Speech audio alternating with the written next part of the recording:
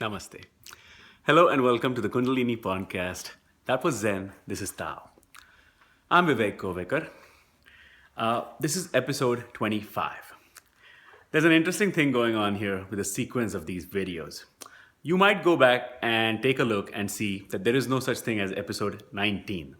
There is no episode 19. And I was wondering what happened because I had uploaded an episode with that number, but it never showed up. And then I went back and investigated in my YouTube settings and realized that YouTube, for some reason, something had gone wrong. And it's still uploading. It's been 8-9 months, but it's still uploading. So there is an episode 19, a phantom episode that's out there in the ether somewhere. And someday, if YouTube gets its act together, it might show up. And I don't want to go back out of sequence with a different date and put a episode 19. So 18, then 20, and so on. So this is episode 25. But anyways, doesn't matter. It's just a convenient numbering system. That's all it is. It's just the talk is about the same subject. It's about the Kundalini awakening and spirituality and things related to that. So this is episode 25, and I'm going to carry on from the previous video about some misconceptions and rigidity. Because that's a long topic. I've been dealing with a lot of questions from people, and I'm going to continue to speak about the same subject. In the last episode, I spoke about two things that people have misconceptions about, and I get questions about. One is celibacy, and the second is eating a vegan diet. A few more things, and I've touched on this in the previous video as well as other videos. One is people say, well, if you awaken accidentally, it's all wrong. You're always going to go crazy. Obviously, I'm not crazy. I did go crazy for a short period of time. That's what I'm going to talk about, is what is crazy and what it means to have some kind of a mental imbalance happen. Because if you have a Kundalini awakening, a genuine Kundalini awakening, there is some period where you are going to appear crazy to people and you yourself are going to think that you're going crazy. In one of my comments that I just received, another person that awakened, and the whole reason why I've been making these videos is that a person like that who thinks what's going on, just like I did, finds these videos and says, oh, okay, this is how I stabilize my process. Even though each individual process is different, I can, as somebody who this has happened to, I can guide some people, even though their symptoms are different. So this person is going through his kriyas, mudras, classical dance poses naturally, and it's like, what's going on? And he found my videos and he's like, oh, thank you for putting these, right? So are you going crazy? One. And second, which is kind of related to that, is people keep saying, you need to have a guru. Okay? You need to have a guru. And if you don't have a guru, it's all fake. You don't really have a Kundalini awakening. Whatever you have had is wrong. Now, let me address both of these issues. The first one about, are you going crazy? Now, if a Kundalini awakens, if you have been doing something to awaken a Kundalini without the help of a guru, you're right. This could actually result in craziness or physical injury. They're absolutely right. But if it happens accidentally, and if you weren't looking for it, which is my example, then you have no other option. I mean, where are you going to go and find a guru if you don't live in India? I don't have access to a guru. I live in the United States. People don't understand, people living in India who are watching these videos, is in the Western world, these things are not as easily accepted, acknowledged, and people don't have a background and understanding of the Hindu tradition beyond just something on the surface or superficial understanding. So living in the Western world, you can't just say, okay, now I have an awakening and get the same reception of acceptance, people bowing down to you, touching your feet, or things like that. People are going to put you in a psychiatric ward and give you some heavy medication in the initial stages when you do appear crazy. I'm very fortunate, I keep saying this, because I managed to understand on my own and figure out what was going on. So the crazy stage can be overcome even in the worst of awakenings, because this doesn't stop. It is not, like I said, the genie doesn't go back in the bottle. The toothpaste cannot be put back in the tube. This is for life. You are going to have whatever it takes. All you can do is stabilize it and make it better. And most cases, the Kundalini itself, the energy itself, wants to stabilize, wants to go in the right path. You just have to go along with what it's doing. The friction begins when your old self, the ego, resists. The more you resist, the more you don't understand what's going on. Which is why I'm putting these videos to make your process of assimilation, surrender, of going along with the process easier. And then it does its work. Eventually, you're going to seem less crazy, settle down, and then it's all bliss. Then it's all beautiful. Okay? So that addresses the crazy part of it. Like, what does it mean to go crazy? Could it happen? Yes, it could happen. Is it better to have a guru? Yes. Before an awakening, it's better to have a guru. And some people who have been doing it on their own and doing some crazy things without a guru and awakened and did some mischief, yes, those people will suffer and they brought it upon themselves. But even those people should be helped. So that guru that I mentioned in the previous video who said, hey, you did it on yourself, nothing I can do to help you. No, even that is wrong. Even a person who did it accidentally and did something wrong should be helped. We should try our best to bring that person and allow that Kundalini process to stabilize, even though he did it without a guru and did some mischief. Okay? What about me? I wasn't looking for a Kundalini awakening. It just happened accidentally. And there is no guru. So then what should I do? Should I then go out and find a guru? Yes, if it is helpful, sure. If you lived in India and this happened, go and find a guru. I tell people to go and find a guru. I cannot do that. I could not do that back then when it first happened, and now I don't need to do that. Why? Once it awakens, you are at the same level as any enlightened guru. There are two types of people, two stages of the human existence. The awakened people, like myself and like any guru, then you are at the same level. Now, I have a friend, I have a family member who is a very egotistical person, believes in a hierarchy, had an MBA, and he applies the same principle to the spiritual world.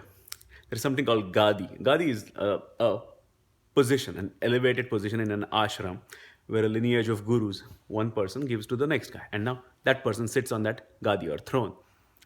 So, according to this man, if you're on the Gadi, if you're the guy sitting on that throne, then you're the VP, CEO, higher level. Okay, spiritually, there is no hierarchy in spirituality. A guy like Nisargadatta Maharaj, he was a common, like he would sell cigarettes from a little shack. And he got enlightened. Now he's at the highest level, enlightened, awakened. It doesn't matter that he's not a billionaire or that he doesn't have a Gadi, an official title, and sits at a ashram somewhere.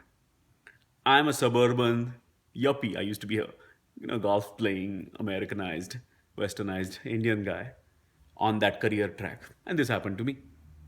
And I still appear like that on the outside. Right? So these differences are just apparent. And to unawakened people, they make more sense than to awakened people. So the necessity of a guru makes the process smoother. That is established. But if somebody has had an awakening and managed to cope with it themselves, it doesn't mean that they are inferior or their awakening is on an inferior plane or an inferior level. An awakening is an awakening. Initially, when you're trying to cope with it, you're going to look crazy, true. But doesn't mean that somebody who awakened it accidentally should be left to their fate and allowed to go crazy. No, it can still be stabilized. I am living proof. First 3 years were hell. I was going crazy. I was at that stage. If I hadn't had the mindset, the wherewithal to find these things online myself, resist outsiders trying to scare me or take me in other directions. In fact, that's when I realized how much programming had gone into my life in the first place. Because these people who are unawakened, well-wishers, so-called well-wishers, were manipulating me in different directions. And now I'm like, listen, this is happening to my back. This doesn't stop. Oh, this is nothing. You're just making this up. Or, look, this is nothing. You didn't have a guru, see? So it's not real. Yeah, you said that. I heard it. And still this is happening in my back. Now what do I do with it? That means you were fooling me right from the beginning. Now that I've awakened, I have an experience that you don't have, and you're still giving me some nonsense and lying to me. And I'm still left to my own devices to deal with this. So not only am I not getting help from you, you're in addition to that telling me this is not real. Because of your own ego, because you don't want to accept it. What do? I am going through this. I have to deal with this. And that's what I had to go through. The problems are, and that's why a lot of my friends and family had to be discarded, even though I thought I had affection for them.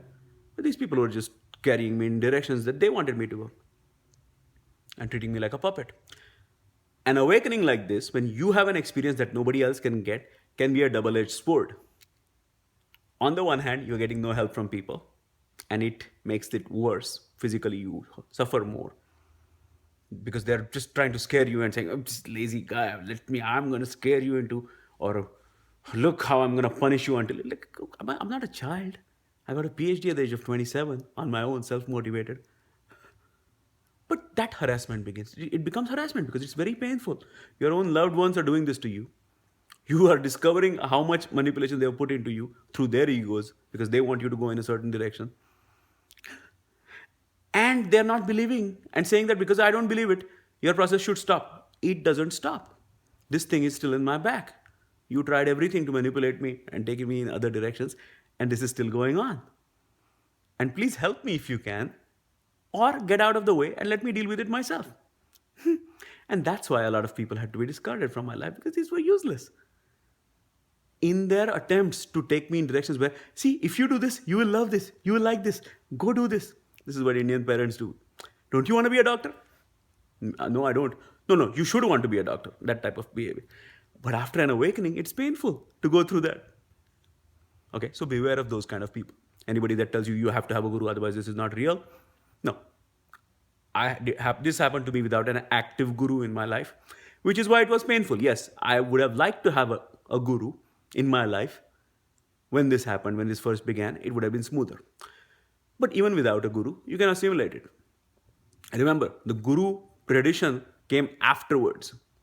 The existence of a kundalini in a human body came before that. So a rigid tradition like that doesn't mean that it has to be followed or it happens only through that, or that it happens and you don't have a guru and now you're going to go crazy. No, all of these things are false. But yes, the likelihood of the process going smoothly is better if you have had a guru and guidance. The likelihood of the craziness being under control and somebody guiding you through it and being less harmful and hurtful to you is better if you have had a guru and a guidance. But in the absence of that, you can still and you should still pursue the process because you have no choice. Once it begins, it's going to continue and do its work. You can either surrender to it and allow it to happen smoothly eventually, or you can go crazy or just be manipulated by these people who have no idea what they're talking about, but who will ruin the process for you. Okay? So no, a guru is not an absolute necessity. And no, you're not going to go crazy if it happens accidentally. You can survive, you can make it go smoothly because the energy wants it to go smoothly eventually. Even though in the initial stages, it may have gone crazy and haywire and all over the place. Okay? So these are other misconceptions about this process. I hope you found this video helpful. As always, it was a pleasure making this video. Please leave your comments and questions. I would love to help you out. Thank you for watching. Namaste.